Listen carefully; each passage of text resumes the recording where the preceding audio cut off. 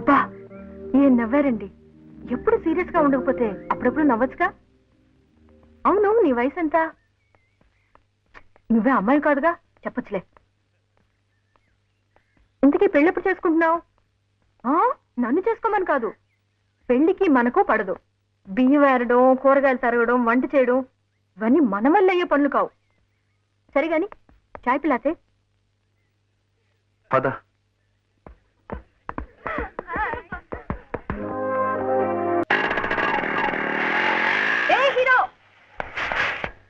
నన్ను మా ఇంటి దగ్గర డ్రాప్ చేయరాదు? ఈ బస్సులో జనంతో పళ్ళేక చేస్తున్నాను. ఏమిటి సైకిల్ మీద?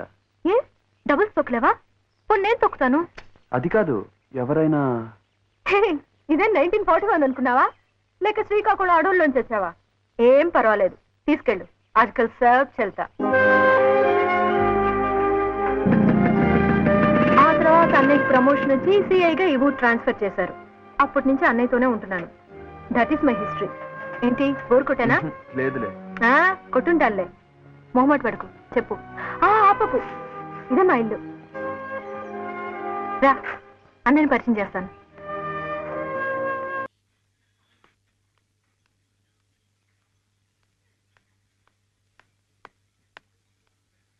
హాయ్. హాయ్.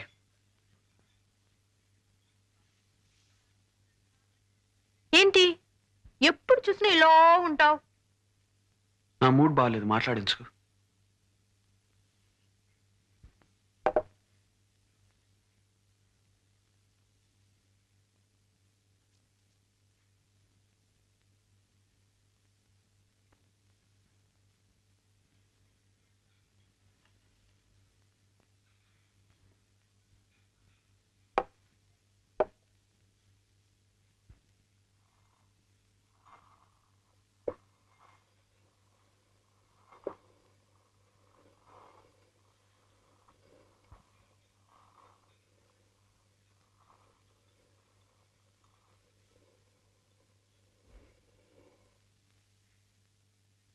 అమ్మయ్యా, నవ్వవా? ఇవాళ నా బర్త్డే, ట్రీట్ ఇస్తున్నాను. చలో.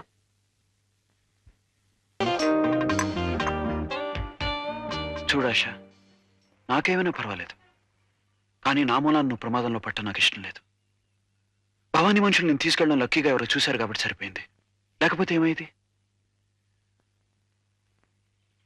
రాను రాను ఈ ఊళ్ళో నువ్వు నాకు వీక్నెస్ అయిపోతావు. నిన్ను అడ్డం పెట్టుకుని వాళ్ళు నన్ను చంపడానికి ప్రయత్నం చేస్తారు. చచ్చిపోతాన భయం కాదు, before that I have to do something. కానీ నువ్వు ఇక్కడ ఉంటే వాళ్ళు నిన్ను ఎప్పుడేం చేస్తారో నాకు తెలియదు. నీకేమైనా జరిగిందంటే ప్లీజ్ ఆశా, ఈ ఊరు వదిలేడు. నిన్ను వదిలి నేను ఉండలేను శివ. ప్లీజ్ నన్ను వెళ్ళమని మాత్రం అడగొద్దు. I love you. Try to understand. అయినా నాకేం జరుగుతుందోనని నీకంత భయం ఉన్నప్పుడు నీ దగ్గర కన్నా ఎక్కువ సేఫ్టీ నాకెక్కడ దొరుకుతుంది?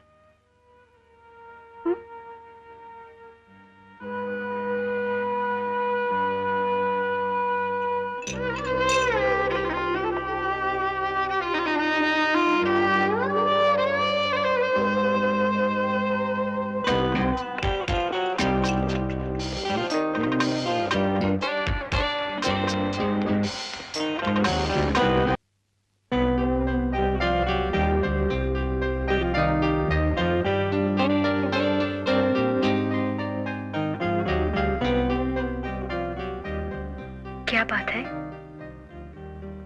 కుచ్ నహీ భాయ్. ఇప్పుడు ఏమిటి? ముద్దు, పెళ్ళి.